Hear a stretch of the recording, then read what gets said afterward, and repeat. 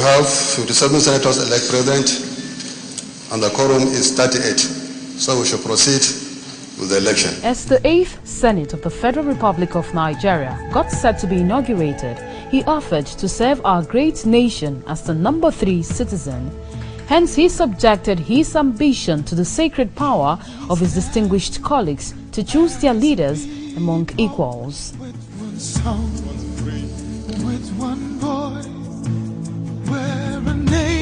Exactly on the 9th of June 2015, after all attempts to ambush and crush the will of senators to choose their leadership, the plot to desecrate the sanctity of the parliament failed. To go through a free and fair election.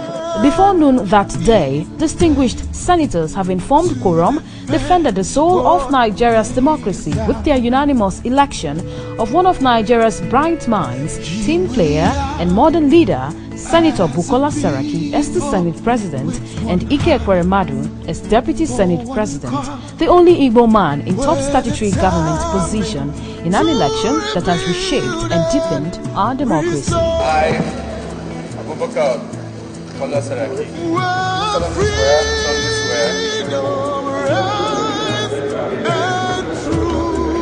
Immediately Saraki was elected, hell was let loose.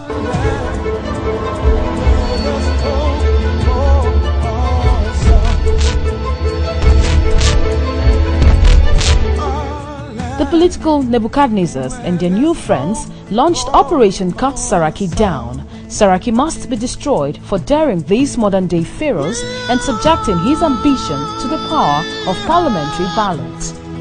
From forgery allegation to massive hunts for his wife, business associates, etc., all in a bid to cut down this great hero of independence of parliamentary democracy, the onslaught continued.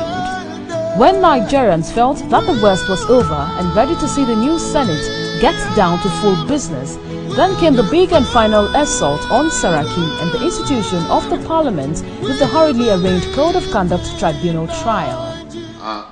My lord, he said not guilty. Count 3. How do you plead? Not guilty. Or not guilty? Not guilty.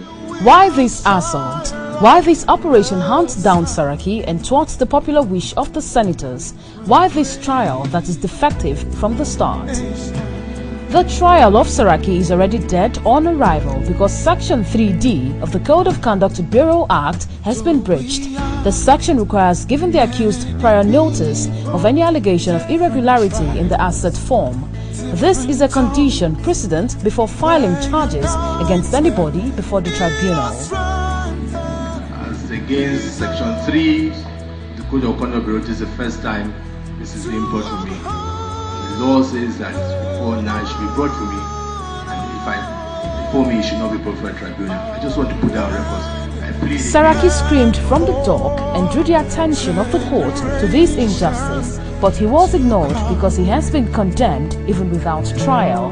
But then truth cannot be stampeded, it has a way of coming out. On November 30th, 2011, the Code of Conduct Tribunal Chairman, Justice Danladi Umar, who is the same judge currently trying Saraki, while delivering judgment in the case against Tinubu, condemned in strong terms that a violation of Section 3D of not informing Tinubu of the charges earlier by the CCB renders that trial a nullity, and on that ground quashed the charges and discharged Tinubu. In fact, it means that the 2007 charge was also probably filed without any invitation being extended to the accused applicant. And I hereby resolve this issue in favor of the accused applicant. Surprisingly, 4 years after, Saraki is brought before the same tribunal chairman who tried Tinubu's case, and like in Tinubu's case, the arraignment again is in violation of Section 3D of the CCB Act, with the CCB not giving him any earlier notification or invitation. The world is watching. Will Justice Umar upturn his earlier landmark judgment and bend the law to indict Saraki? We are confident that the Code of Conduct Tribunal will tow the path of judicial honor and respect for the Constitution and quash the defective trial. Nigerians, we must remain vigilant as the hunters have vast network and desperate allies and willing to cook up any document to nail Saraki. Whereas, Your Lordship, we see the title document of the same asset from the pool of evidence, where the Presidential Committee, headed by the then Minister El-Rufai, sold the same property to him in 2007. Who will rescue Saraki from the desperate hunting knives of Nigeria's desperate barbaric hunters? Nigerians, senators, civil societies, students and youths, we must stand firm and resist this plot. It is an act of corruption to use the anti-corruption war to hunt perceived political opponents. No man can decide who leads the Senate from his bedroom, never and never again.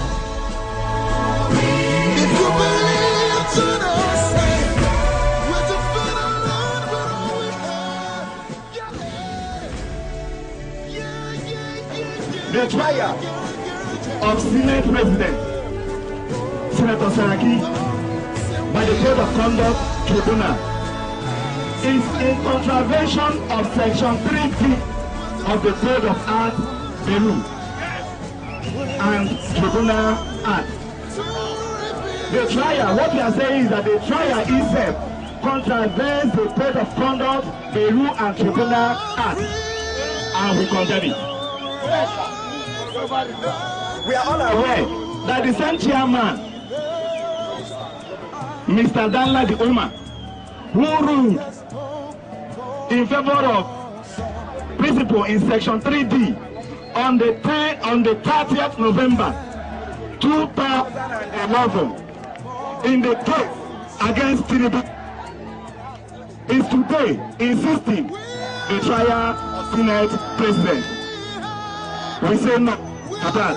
It has ruled in 30th November 2011 in favor of Tinubu. We are saying, the youth movement is saying the same application should also be applied in the case of Senate President. We know that Mr. Danladi cannot overrule himself. Since he has ruled on the 30th of November 2001, we know that he cannot overrule himself in this matter. He should quickly, we urge him to quickly press the charge against Senate President and go ahead to discharge him.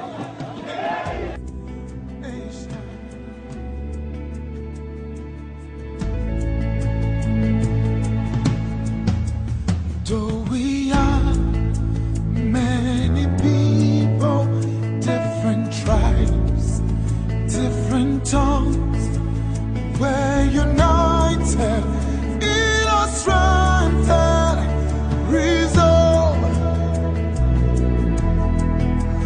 to uphold the honor of our land and for generations. Message sponsored by Ohaneze Ndigbo Youths, led by Ochiaha Uche Nnadi and lawyers in defense of democracy. FCT Pelu! Igbo Peso!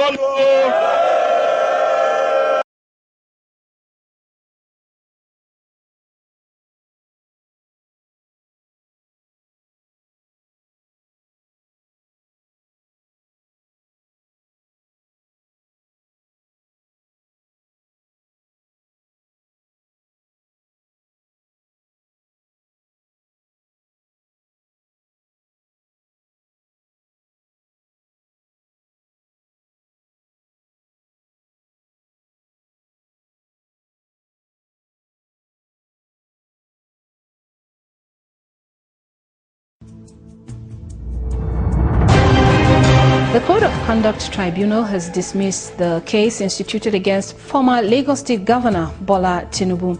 Chairman of the tribunal, Justice Danladi Umar, said the case was, among other things, an abuse of court process. Exactly 4 years ago, 2011, former Lagos State Governor and APC chieftain Bola Tinubu was arraigned before the Justice Danladi Umar-led Code of Conduct Tribunal for violation of the Code of Conduct Bureau and Tribunal Act.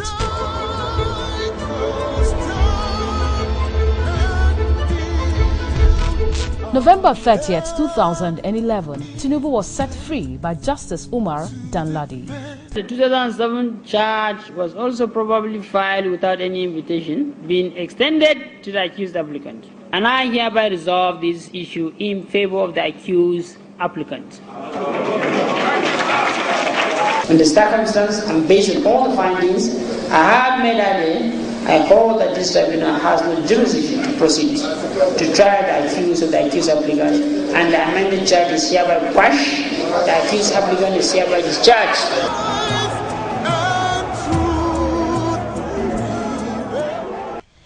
The tribunal quashed Tinubu's case because the Code of Conduct Bureau did not notify him of any alleged violation or irregularity in his asset declaration forms before referring his matter to the Code of Conduct Tribunal for trial.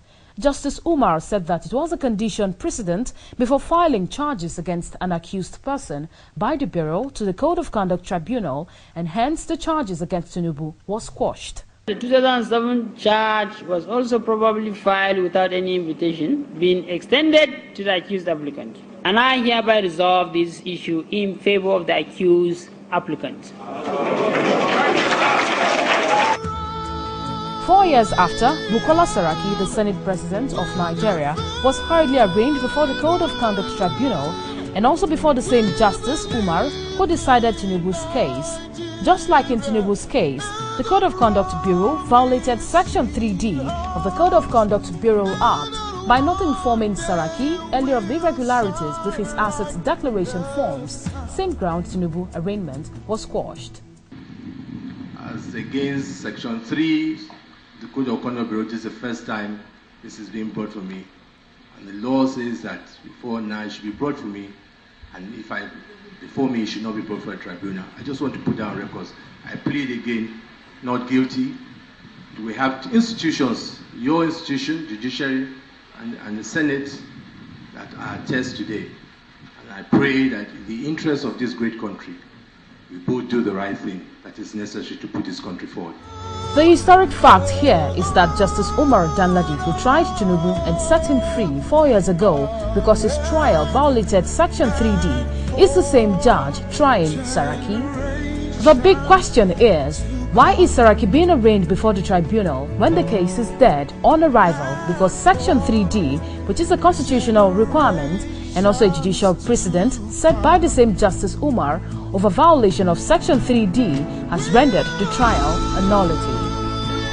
The nation as well as the world is watching to see if the Justice Umar Danladi Tribunal will be bold again to uphold its earlier judgment in Tinubu's case and take the honorable path by quashing the charges brought against Senator Bukola Saraki.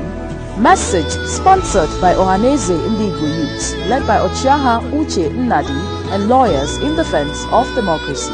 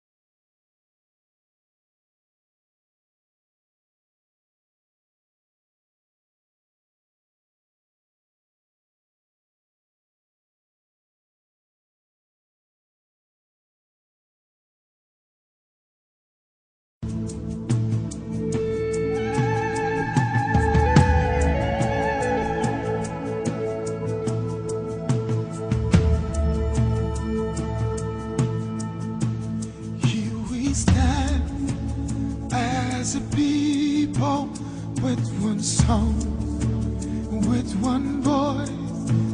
We're a nation undivided and poised. We will take a stand and build our land. Going to go through through a free and fair election. To defend what is ours. Here we are as a people with one heart for one cause. We're determined to Do solemnly swear.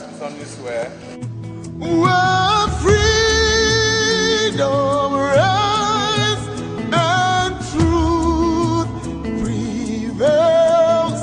Our land, where there's hope for us all. Our land, where there's hope for us all.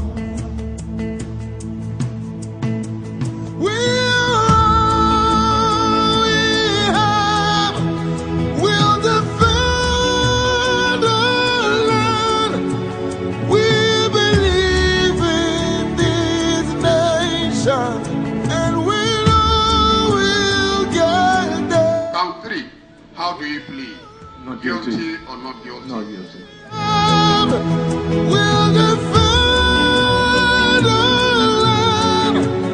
We believe in Nigeria and the promise she holds, and that one day As against Section 3, the Code of Conduct Bureau, this is the first time this is being brought for me. The law says that before now it should be brought for me, and before me it should not be brought for a tribunal. though we are many people, different tribes, different tongues, we're united in our strength and resolve to uphold the honor of our land and for. It means that the 2007 charge was also probably filed